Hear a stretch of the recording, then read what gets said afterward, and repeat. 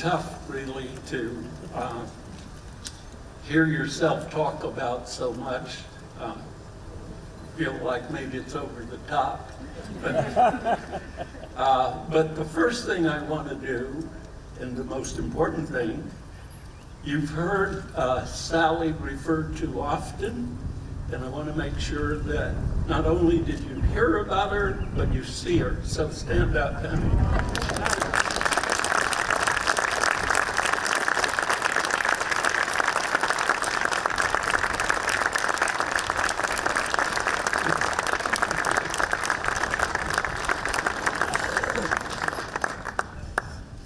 I didn't blow that one.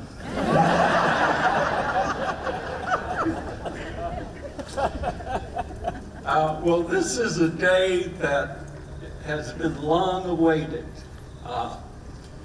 And judging by the crowd that's here today, the wait was well worth it. And so I too appreciate everyone turning out to show support for the university. I have received a lot of credit today, and as I said, maybe it's over the top, but the person who really deserves the most credit, the person who had the vision and the determination and persistence to make this happen is the Chancellor Cummins.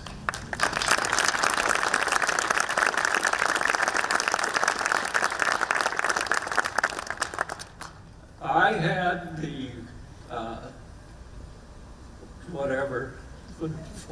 misfortune to be in on this from its very beginning. And we were invited, Sally and I, to a nice dinner at the Chancellor's home residence. And nobody said anything, but there was a building sitting over to the side, a model, and it had the name Jim and Sally Thomas on it. I had the good sense not to ask why. But ignoring the building did not end my conversations with the Chancellor about this building. Frankly, I was at the time much more interested in the renovation of downtown Pembroke. As mentioned, I left Pembroke in 1952, and it was a lovely little town. And sort of breaks my heart when I come back and see what has happened to it. And so I very much wanted to do what I could to try to start a renovation of the downtown.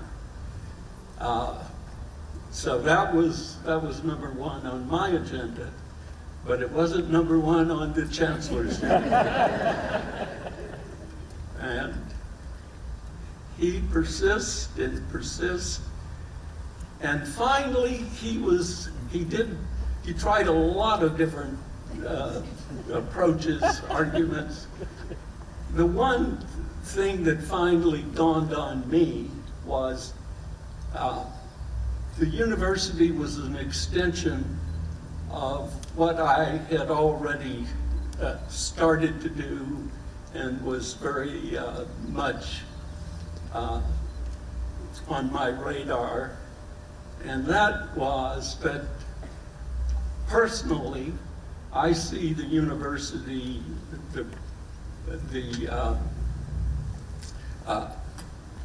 Thomas Business Center, I guess it is, as an extension of the hub where we had created back in 2005 this entrepreneur center. And as I looked upon the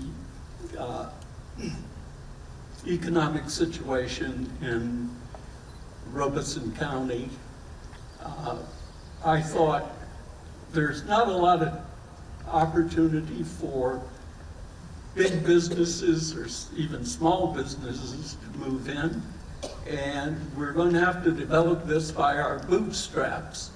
And so by creating an entrepreneur center where we could train, help individuals build businesses, that was important to me. And so when I looked at the building in that light, and the chancellor was so convinced that the building would be so important to the university and to the business school, I finally came around and did it his way. And so it is my hope and prayer that the chancellor's vision will be realized. Thank you all.